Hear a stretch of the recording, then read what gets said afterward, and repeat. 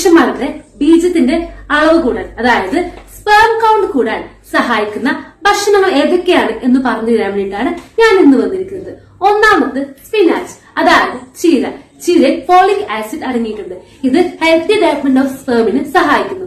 രണ്ടാമത്തത് ബനാന, കാരണം ബനാനയിൽ വിറ്റാമിൻ എയും B1ഉം സിയും അടങ്ങിയിട്ടുണ്ട്. ഇതും ഹെൽത്തി ഡെവലപ്മെന്റ് ഓഫ് സ്പേമിന് സഹായിക്കുന്നു.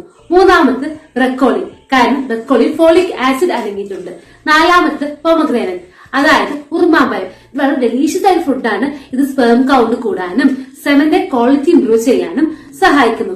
അഞ്ചാമത്തത് വാൾനട്ട്, കാരണം വാൾനട്ടിൽ omega-3 ഫാറ്റി ആസിഡ് അടങ്ങിയിട്ടുണ്ട്.